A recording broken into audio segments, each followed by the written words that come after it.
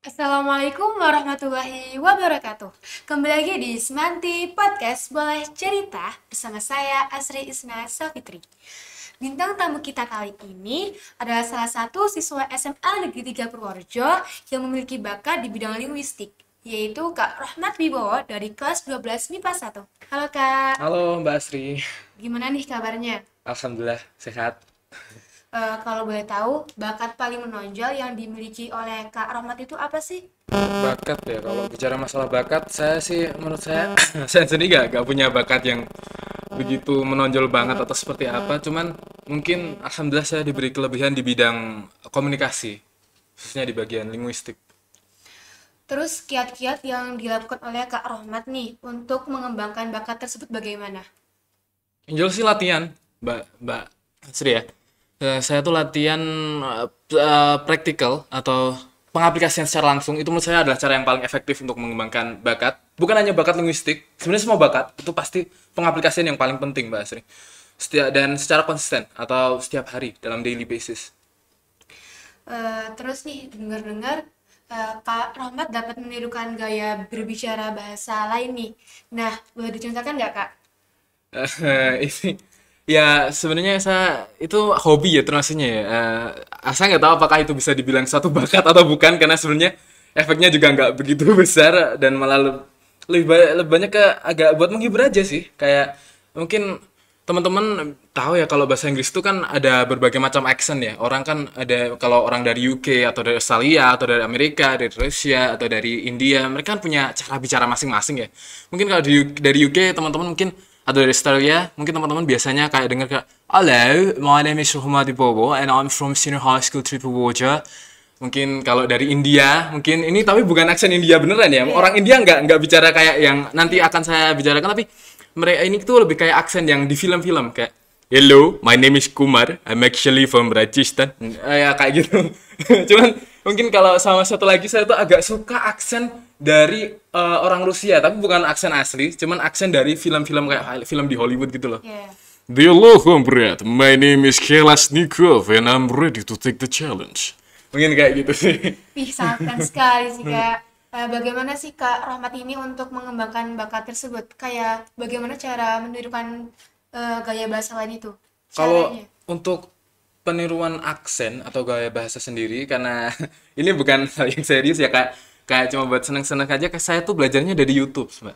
Kalau dari video-video kayak mungkin dari stand up comedy, dari podcast atau dari ya video-video yang mungkin yang saya suka aja, yang kebetulan saya suka, kebetulan saya lihat di YouTube dan kebetulan dalam bahasa kayak dalam bahasa Inggris dan itu mungkin dari UK, aksennya orangnya punya aksen UK, orangnya punya aksen India, orangnya punya aksen Russian accent ya. Saya belajar dari situ sih. Terus kebetulan agak suka niruin dan coba-coba dan alhamdulillah akhirnya bisa. Bisa. Mbak Asri juga bisa loh kalau mungkin Mbak Asri mau cari apa coba-coba gitu kan. Iya. Mau coba-coba nyari pengalaman gitu cuman nambah itu kan menurut saya ya cuma buat have fun aja sih. Bisa juga semua orang bisa kok. Pemirsa-pemirsa juga bisa kalau mau nyoba. Mungkin habis lihat video ini ya mau lihat video-video dari luar terus nyian aksennya pasti bisa kok. Kesibukan Kak Rohmat selain di sekolah apa sih? Selain di sekolah ya nggak banyak sih kan Mbak Asu juga tahu ya kita tuh jam sekolahnya dari jam 7 7 sampai jam sampai sampai. jam setengah Iya. 4 kan itu kan udah sangat menguras tenaga dan pikiran sekali ya.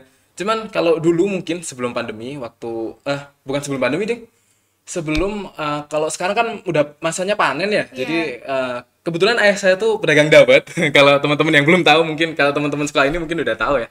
Jadi kalau sebelum itu masa-masa panen tuh kan ayah saya juga suka dagang dawet ya saya. Jadi saya agak suka bantu-bantu mungkin waktu minggu-minggu itu bantu buat cendolnya, bantu buat mungkin ya lebih ke cendol sih saya belum bisa buat santan soalnya. Jadi buat cendol ya bantu itu sama lebih ke itu aja sih istirahat setelah sekolah pasti istirahat. Pasti itu. Terus mungkin agak itu latihan pakai iya teman-teman kalau teman-teman mau mungkin ada teman-teman yang interest atau suka sama ke bidang linguistik dan pengen tahu gimana sih saya tuh suka banget sama linguistik tapi bingung mau latihan di mana kan banyak yang kayak gitu ya Mbak Iya, Asri ya. sering. Bisa teman-teman download di Google. Ini nggak di endorse ya, tapi mungkin pihak Discord Indonesia ada yang lihat, nggak apa-apa kalau endorse. Jadi saya tuh Pakai aplikasi di Play Store namanya Discord. Ini tuh aplikasi ini tuh nggak cuma di Play Store aja, bisa bisa di-download di mungkin kalau teman-temannya punya PC atau itu bisa di-download aplikasinya dan mungkin kalau nggak mau install aplikasi juga bisa di website, bisa langsung buat akun dan bisa ke situ. Di situ banyak forum, bukan cuma bahasa Inggris tapi kalau saya makanya buat forum berbicara bahasa Inggris itu ada di sana dan kalau teman-teman yang sangat mungkin interest buat latihan cara bicaranya, cara pronounce-nya, cara speaking-nya, itu bisa masuk ke Discord, lalu buka cari di Google, mungkin server bahasa Inggris, dan langsung join aja di situ. Teman-teman bisa latihan di situ setiap hari, gratis, dan bisa ketemu sama orang-orang dari internasional sih, tingkatnya sih. Ya. Pernah nggak Kak Rahmat berada di situasi yang stres, bingung, bimbang, nggak tahu gimana? Pernah. Bingung gitu. Sangat pernah sih, jujur. Itu tuh waktu pandemi sih, pandemi kemarin. Sangat bingung sekali. Bisa bisa dikatakan begitu karena kan kalau teman-teman tahu ya waktu pandemi itu semua pada kaget gitu loh. Karena itu hal yang terjadi secara tiba-tiba, terutama di Indonesia, semua pada panik. Sekarang udah nggak begitu ya. Kalau dulu tuh bener-bener sistem pendidikan tuh belum siap, baik secara peralatannya, secara sistemnya atau secara sumber daya manusianya, guru-gurunya kan juga belum siap gitu. Tiba-tiba semua harus dimigrasi dari yang ke secara textbook, secara tatap muka, semua harus dimigrasi ke digital dan itu sangat-sangat luar biasa impactnya, terutama dirasakan bukan cuma sama murid tapi sama guru juga pastinya. Dan saat itu buat saya tertekan, yang paling buat saya tertekan itu adalah penyampaian materi pembelajaran karena dulu tuh kan kalau Mbak Sri tahu ya belum ada yang namanya Ayusna waktu awal-awal itu. Kita tuh masih pakai Google Classroom dan pengiriman tugas itu pakai email dan masya Allah itu sangat-sangat rumit sekali menurut saya. Iya, jadi sangat bingung, sangat tertekan. Ya itu sih bagian-bagian pas waktu pembelajarannya sih. Menurut saya itu yang di saat-saat saya tertekan. Terus bagaimana cara Kak Rahmat sendiri untuk mengatasi hal tersebut, Kak? Cara mengatasinya lebih ke mungkin menenangkan diri sekejap. Dan dulu saya tuh jujur, saya tuh dulu academic oriented banget, kayak terfokus sama nilai gitu loh. Kayak kalau nilai saya tuh agak misalnya dari 90 terus jadi 60 atau 70 gitu langsung dek, di sini tuh sakit banget gitu. Cuman sekarang udah enggak ya. Sekarang udah alhamdulillah udah bisa lah itu kayak berdamai dengan masalah itu. Jadi kalau misalnya mungkin nilainya 70 ya disyukuri aja. Bersyukur alhamdulillah gitu kan. Apalagi waktu pandemi dipikirkan gini aja. Oh, mungkin karena saya materinya kurang bisa menangkap dan belum paham dan dengan segala kendala lainnya gitu kan, kita tahu ya godaan di rumah tuh sangat besar sekali. Ya YouTube, game dan sebagainya. Mungkin teman-teman juga ngalami waktu itu pas waktu pandemi ya. Itu sangat luar biasa sekali ya. Itu lebih ke itu sih, menghargai diri sendiri, berdamai dan ya itu lebih tepatnya kalau saya mengatasi kegelisahan itu menurut saya mendekatkan diri ke agama, ke Allah Subhanahu wa taala. Kayak sholat, ambil wudhu. Kalau misalnya teman-teman lagi stres bisa dicoba ya. Ambil wudhu, terus mungkin kalau masih agak marah atau kesel gitu duduk. Kalau duduk juga belum bisa, tiduran jangan tidur tapi tiduran aja. Ya itu insya Allah sih. Dan itu sih lebih ke berdoa aja, semoga diberi ketenangan sama Allah Subhanahu wa taala. Karena kalau kita orientasinya ke akademik oriented banget kan, ke dunia banget ya. Manusia tuh nggak akan puas, Mbak Asri, kalau orientasinya ke dunia. Pasti dia pengennya nilainya bagus terus, padahal kita tahu manusia tuh ada up and down-nya ya. Itu lebih ke situ sih, lebih ke agama aja, minta sama Allah biar diberi ketenangan, karena kalau dunia pasti nggak akan bisa tenang kalau orientasinya ke dunia. Nggak akan ada habisnya juga. Nggak akan ada habisnya, benar. Terus pengalaman yang paling berkesan menurut Kak Bowo?